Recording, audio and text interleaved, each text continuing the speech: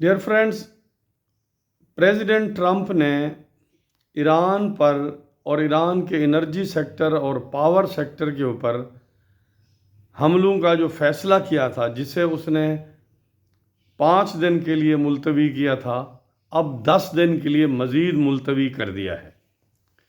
और ईरान को और उन क़ुव्वतों को जो सुलह सफ़ाई की बात कर रही हैं, जैसे पाकिस्तान, टर्की, मिस्र, सऊदी अरेबिया, कतर, उन्हें ये मौका फराहम किया है कि अगर वो ईरान को किसी काबिल कबूल मुआहदे की तरफ ला सकते हैं तो वो ले आएं। लेकिन मेरे ख़्याल में 3 वजूहात हो सकती हैं प्रेसिडेंट के इस फैसले की। एक ये कि पेंटागन और इसराइल उन्हें कह रहे हैं कि हमें 10-12 दिन और चाहिए ताकि हम ईरान को जितना मैक्सिमम नुकसान पहुंचा सकते हैं पहुंचा दें। उनकी लीडरशिप को, उनके इक्तिसादी हालात को, उनके दिफाई सारे निज़ाम को मैक्सिमम जितना तबाही का शिकार कर सकते हैं कर दें। दूसरी वजह यह हो सकती है कि ईरान की जो सिविलियन क़यादत है और फ़ौजी क़यादत है या पासदारान इनकलाब हैं, उनके दरमियान वो कंसेंसस नहीं बन पा रहा कि अमेरिका से, इसराइल से बात करनी चाहिए या नहीं। एक तो एतमाद का फुकदान है, दूसरा वहाँ कुछ लोग ये समझते हैं कि अमेरिका के साथ मुआहदा करने से उनको कोई फ़ायदा हासिल होने वाला नहीं है, वो ये जंग जीत सकते हैं, वो लड़ते रहेंगे और आखिर अमेरिकन थक जाएंगे। और इस लड़ाई में अगर वो अमेरिकन उन्हें बहुत ज़्यादा दबाव का शिकार करने की कोशिश करेंगे, उनके एनर्जी सेक्टर को तबाह करने की कोशिश करेंगे, तो ईरान अरब ममालिक की तमाम एनर्जी सेक्टर को तबाह करके सारी दुनिया के लिए बहुत बड़ा चैलेंज पैदा कर देगा। और अमेरिका ये रिस्क नहीं लेगा कि सारी दुनिया में इक्तिसादी रिसेशन हो जाए और एनर्जी का बहरान क्रिएट हो जाए। तीसरी सूरत हाल ये हो सकती है कि अमेरिका ये चाह रहा है, उन लोगों को मौका फराहम कर रहा है जो बातचीत के हक़ में हैं,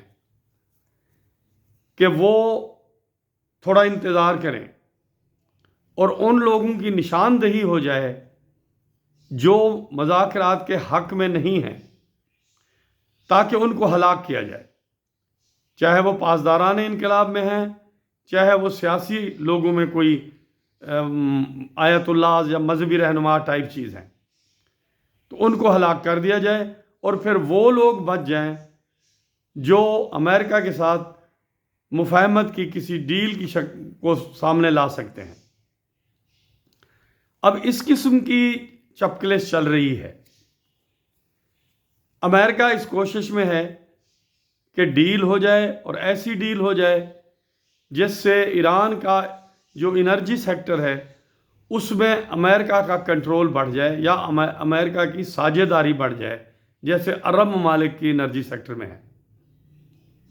और ईरान जो इसराइल के ख़िलाफ़ एक लंबा उसने एक रेजिस्टेंस का निज़ाम बनाया हुआ है, वो क्रिपल हो जाए। इसीलिए इसराइल हिज़्बुल्लाह को मुकम्मल तौर पे तबाह करने में लगा हुआ है। और वो हजरात जो सुलह नहीं चाहते ईरान वाले, वो इस मौके को लड़ाई की शक्ल देना चाहते हैं ताकि ये सारा रीजन बहुत नुकसान में जाए। ईरान इस रीजन का बड़ा मुल्क है, उसकी फ़ौज बड़ी है और उसकी कैपेसिटी ज़्यादा है, इसलिए अल्टीमेटली वो प्रिवेल करेगा और अमेरिका को जाना होगा, जैसे वो अफ़गानिस्तान से गया, जैसे वो इराक़ में चला गया। अब देखते हैं हालात सुलह की तरफ जाते हैं या रीजनल तबाही की तरफ जाते हैं।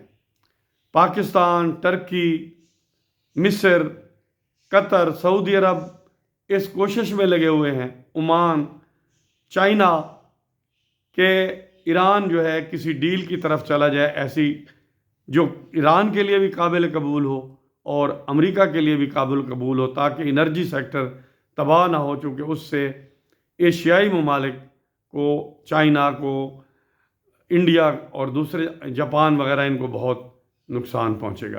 دیکھتے ہیں حالات کیا رخ اختیار کرتے ہیں۔ Thank you very much.